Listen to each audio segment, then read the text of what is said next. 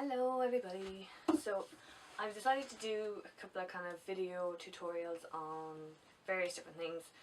As some of you may know, I've just come back from doing a round the world voyage on a cruise ship working as a photographer. So I'll be sharing little bits and pieces about that. I've also decided to do a weekly photography video, just starting with the basics and then working on different bits and pieces.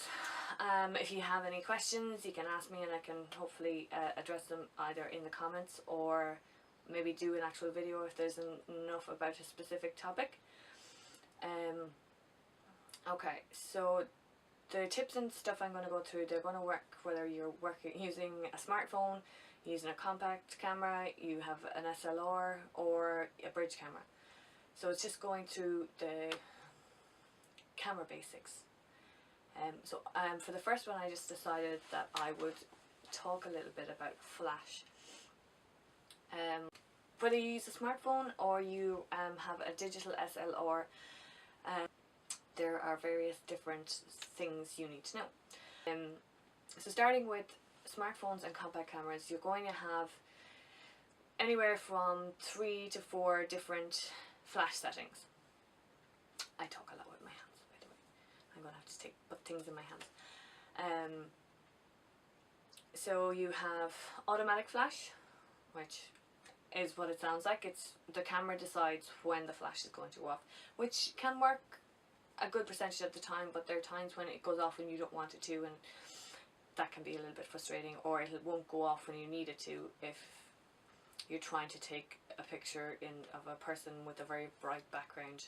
The camera is going to read that the background and that the majority of the photo is very, very bright, so it doesn't need to flash. Hence you get a lovely silhouette picture. So that's auto flash. You don't have any control over that on your smartphone and on your compact. Flash on obviously means it's or forced flash, which it can be called as well. So that means that you decide it's going to flash, and it's going to flash every time, whether you turn on or turn it off. Flash off means it's never going to flash. And then red eye is obviously to stop red eye. My preference is not to use too much flash. I prefer natural lighting. I mean, here's completely natural light, just using window light. Light works really well as a diffuser, so you don't necessarily need to use flash indoors if you just position people properly. Shooting with the window behind people, you're going to need to use the flash to light them up. The camera will expose to the background and then use the flash to light up the people. So if you're taking a shot, a family group photo or kids photos, and they're beside the window, you're going to need to use your flash because the majority of the time they're going to look quite dark. Generally with the SLR, if you're using it on auto mode, I would use it on the auto mode with no flash. Okay, so the little symbol with the flash and the line through it underneath auto, if you turn your SLR to that, that's auto mode with no flash.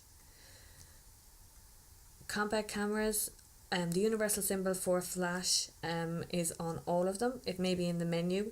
If you click it, it'll go through the variations of flash that you have on your camera. You can use your pop-up flash on your SLR. You can change the flash settings on your phone, usually auto, on, off, some have red eye. A little side note is to always be prepared. Have rechargeable batteries, extra batteries with you. I definitely recommend the N-Loop ones, they're amazing. I also always carry extra memory cards because you just don't know when you'll need them. And I also carry them in a little compact case, just really handy to keep them all together. Okay, that's pretty much it for now. A little bit of rambling, I hope it was okay. Let me know what you think. Yep, that's it.